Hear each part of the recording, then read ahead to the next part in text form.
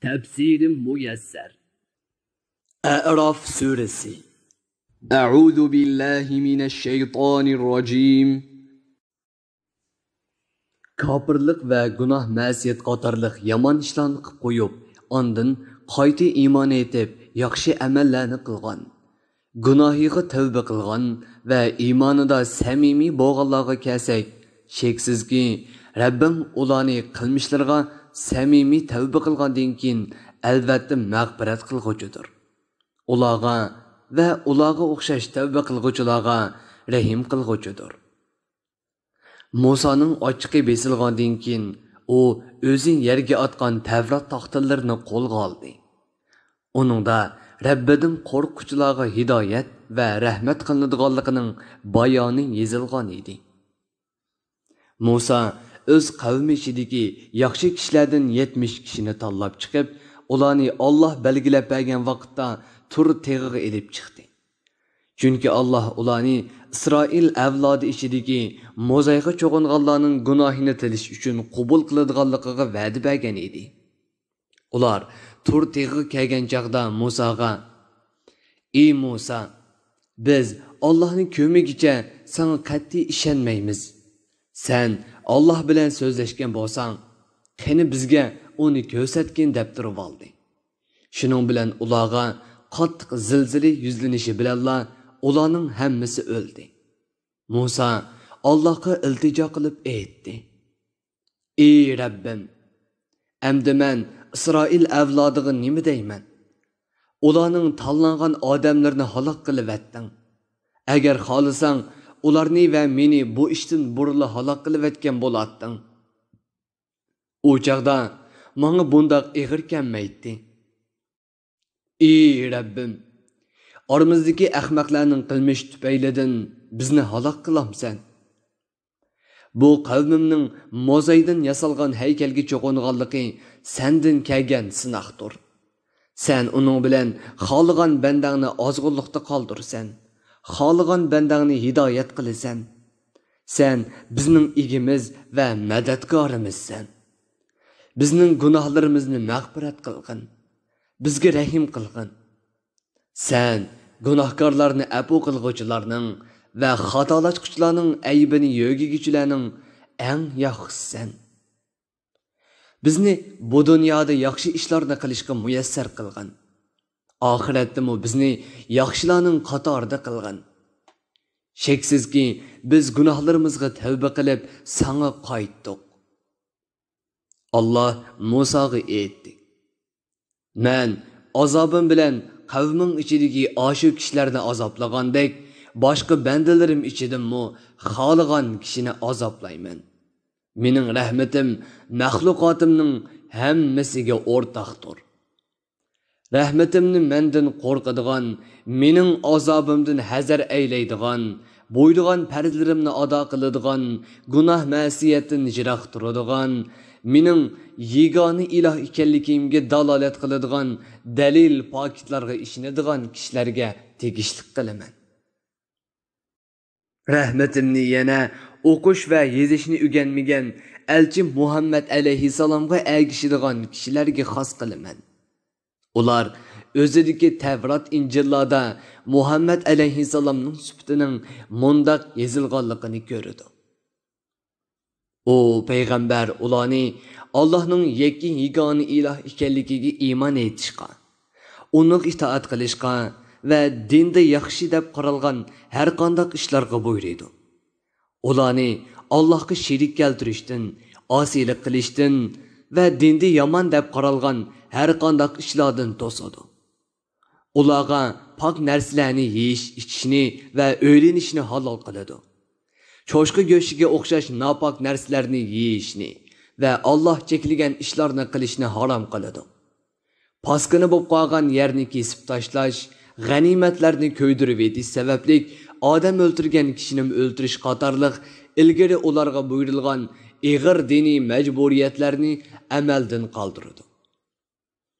Bu payg'ambarga iymon etgan, uni hurmatlagan, unuga yordam bergan va unuga nozil qilingan Qur'onga ergashgan kishilarga kelsak, ana shular Allohning mo'min bandalarga va'da qilgan mukofotiga erishguchilardir.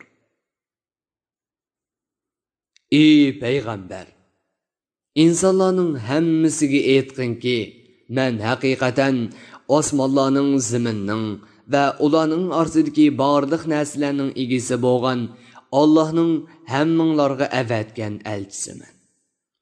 Men biror millatga yoki biror qabilaga xos emas, balki barliq insoniyatga kelgan payg'ambarman. Allohdan boshqa hech bir iloh yo'qdir. Uningdan boshqa ibodatga loyiq zot yo'qdir. Allah maxluqotni yo'qdan bor qilishga, ularni yo'q qilishga va qayta tirildirishga qodirdir. Shunga sizlar Allohning yegona iloh ekanligiga iymon keltiringlar. Allohga, Allohdan o'ziga va o'zidan ilgirgi payg'ambarlarga nozil qilingan kitoblarga iymon keltiradigan, o'qish va yozishni o'rganmagan payg'ambarga iymon keltiringlar. To'g'ri yo'lda mengishga muvaffaq bo'lishinglar uchun uningga ergishinglar. Uning buyurganlarini o'rindanglar. Musoning qavmi ichida haqiqat ustida mustahkam turadigan, kishilarni to'g'ri yo'lga boshlaydigan, ularning orasida adolat bilan hukm qiladigan bir jamoa bor. Biz Isroil avlodini o'z ichidagi tarmoqiga asosan 12 qabilaga bo'lib etdik. Her bir tarmoq Yaqub alayhissalomning o'g'illaridan barliq kelgan edi. Musoning qavmi bayavonda uningdan suv talab qilganda, biz Musoga Hasan bilan toshni urg'in deb vahiy qildik. Musa hossi bilan toshni urvidi, uningdan 12 buloq etilib chiqdi. 12 qabilaning har biri o'zining suv ichadigan o'rnini bildi. Biri yana birining o'rniga berib olmaydigan bo'ldi. Ularga bulutni soyvan qilib berdik. Ularga taranjivil bilan bo'donini tushirib berdik. Ularga biz ato qilgan pok narsalardan yangla dedik. Ular bir xil narsani yeverib, uningdan zerikib qoldi va bu yaxshi narsalarni nachar narsalarga almashtirib berishni talab qildi. Ular bundaq tuzkorlik qilish bilan bizga ziyon yetkazmadi, lekin o'ziga ziyon soldi. Chunki ko'pligan yaxshiliklardan mahrum qoldi va o'zlarini Allohning jazosiga tegishli qildi. Ey payg'ambar, Isroil avlodining osiyligini eslaginki, o'z vaqtida ular Allohga osiylik qilgan, Musoga itoat qilishdan bosh tortgan va ularga sizlar bu Baytul Muqaddas shahrida turinglar. U yerning mevalaridan, ochliqlardan xolig'ininglarcha keng tasha yenglar. Shahar darvozasidan Allohga egilgan holda kiringlar. Ey Alloh, gunohlarimizni kechirgin danglar. Shunda qilsanglar, biz sizlarning barliq gunohlaringlarni mag'firat qilamiz. Toat ibodatni mukammal qilguvchilarga ikki olamda mukofotini oshirib beramiz deyilganda, ular o'zlariga deyilgan so'zlarni o'zgartirib etgan edi. Ularning ichidagi kofirlar Allah aytgan amr farmonlarni boshqa so'zlarga o'zgartirib etdi. Shahar darvozasidan g'odiyib kirdi. Shuning bilan ularni osiyligi va haqsizligi sababli osmondan azob avatib halok qilib etdik. Ey payg'ambar, Ashu Yahudilardan dengiz bo'yidagi shahar aholisining ahvoli to'g'riliq so'rab boqqan. Bu shaharning aholisi har shanba kunlikda beliq tutish orqali Allohning cheklimasidan chetnab haddidan oshadi. Chunki Alloh ularni shanba kunining hurmatini saqlashga buyurgan va shanba kunlikda beliq tutishdan ma'ni qilgan. Alloh ularni shundoq sinaganki, shanba kunlikda beliqlar qirg'oqqa yaqin joylarda laylab yuradi. Shanbadan boshqa kunlarda bu beliqlar dengizning cho'nqur joylariga ketib qoladi va ularning ko'ziga ko'rinmaydi. Shunlar hiyla ishiltib, beliqlarni shanba kunlikda ko'lchaklarga boshlab solab qo'yadi. Ondan boshqa kunlarda ularni tutadi. Biz ularni shanba kunlikda beliq tutmaslikka buyurish bilan sinagandek, ularni yana o'zlarining oziylik tufaylidan har xil sinoqlar bilan sinaymiz. Ey payg'ambar, shuni eslaginki, o'z vaqtida Yahudilarning ishidagi bir jamoa kishilar o'zlariga shanba kunining hurmatini saqlashning zarurligi va Allohga osiylik qilishning gunohi haqida vaz nasihat qilg'uvchilarga qilmishlar sababli Alloh bu dunyoda halok qiladigan yoki oxiratda qattiq azoblaydigan qavmga nima uchun vaz nasihat qilisizlar degan. Vaz nasihat qilg'uvchilar bo'lsa, o'zimizning ishlarni yaxshi ishlarga buyurib, yomon ishlardan to'sishdan iborat mas'uliyatimizni ado qilishdan iborat Alloh farz qilgan ishni o'rinlash uchun vaz nasihat qilamiz. Bunday qilish orqali ularning Allohdan qo'rqishini, uning azobidan hazar aylishini, Allohning cheklamalaridan chetnab ketgan gunohlarga tavba qilishini umid qilamiz degan edi.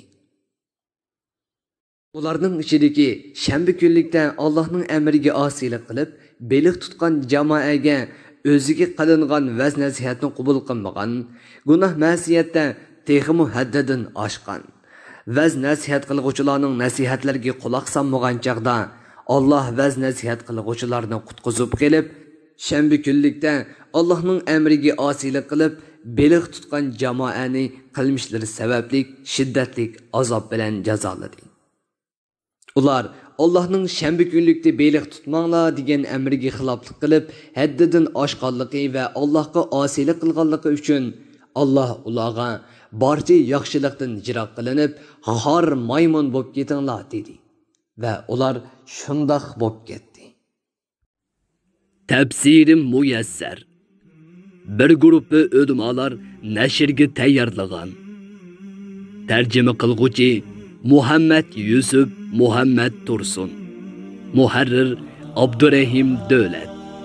Korrektor Abdulaziz Aqhun. 2020-yili yanvar 1-nashri. Teklimakan Uyg'ur nashriyoti tarafidan nashr qilingan. Mikrofon oldida İmran Abdug'ani Sadai. Bu asar avlod detallarida tarqitildi.